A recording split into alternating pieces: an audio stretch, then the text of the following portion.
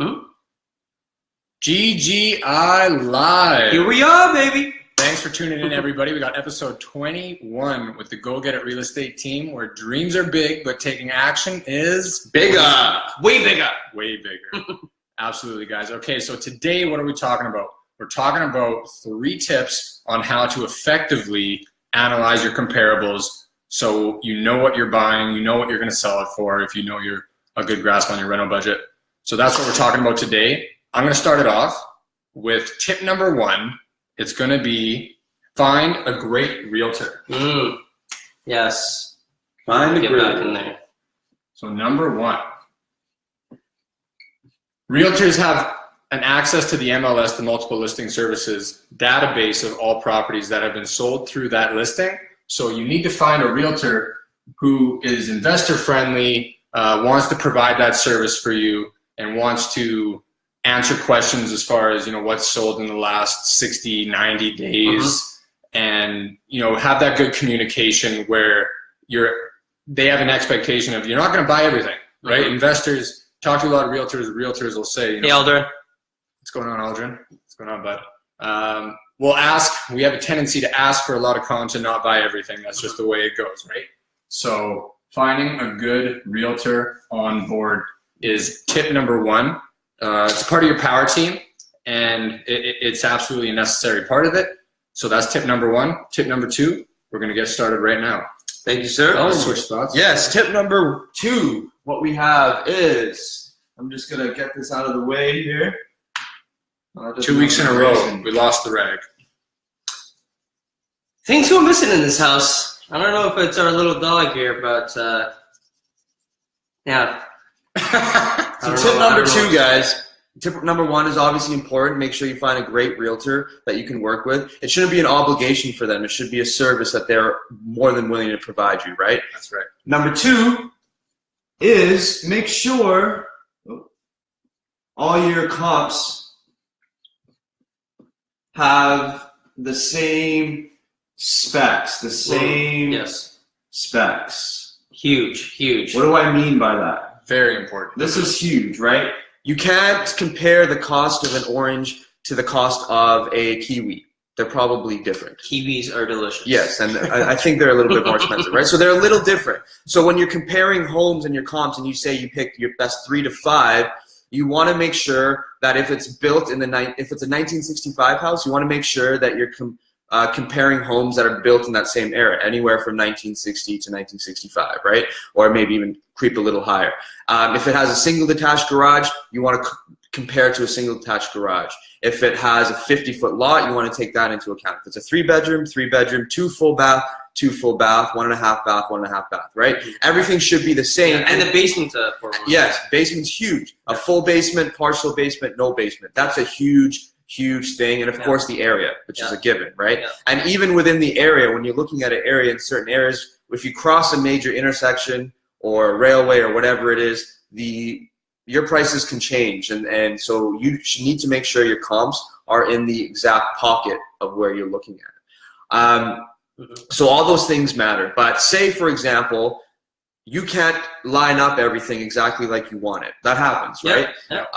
So what you want to do is just take into account, right? So if I'm comparing if I'm comparing a house that has a single detached garage, everything else is the same compared to another house, but this other house here has a double detached garage.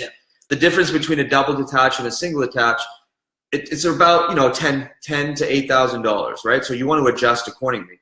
Or if a house exactly the same here, but one house has a garage and no garage, then you're looking at least a $10,000 difference. Or same family, or basement, or basement or no basement, full basement, no basement, you're looking at probably almost $15,000 to $20,000 difference. So it is very, very important your comps are detailed and they're exactly aligned. So that's tip number 2.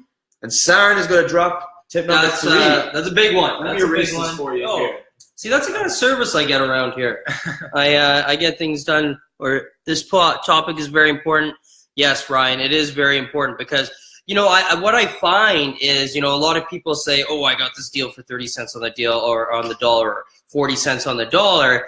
But if you don't have an accurate ARV, if you don't have an accurate ARV, you're not going to.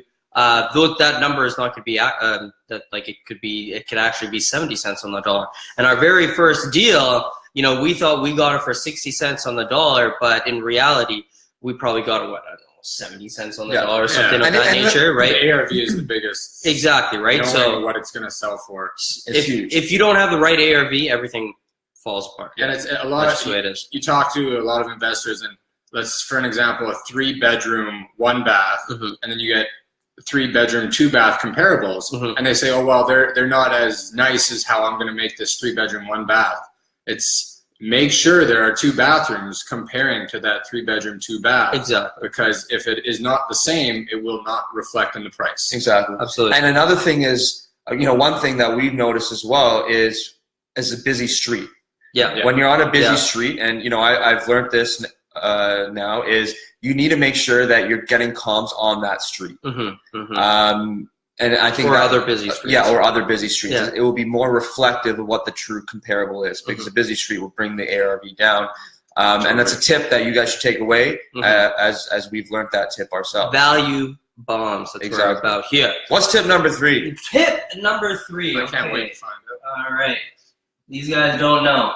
They don't know yet. Days or number. Let's go here. Number of days on market. Okay. Big tip.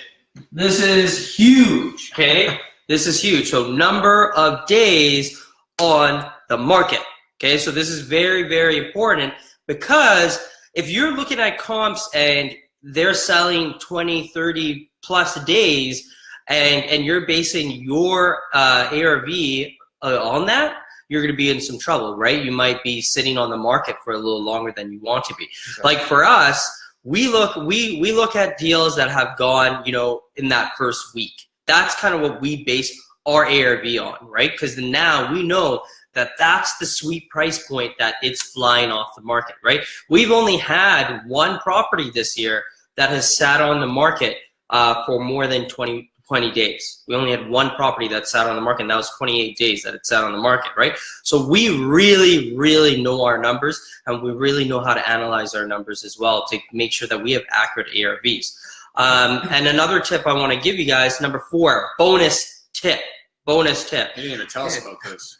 I get a little, you know what, I'm drawing a blank right now. I don't know why. I had a bonus tip, and I just like went out of my head.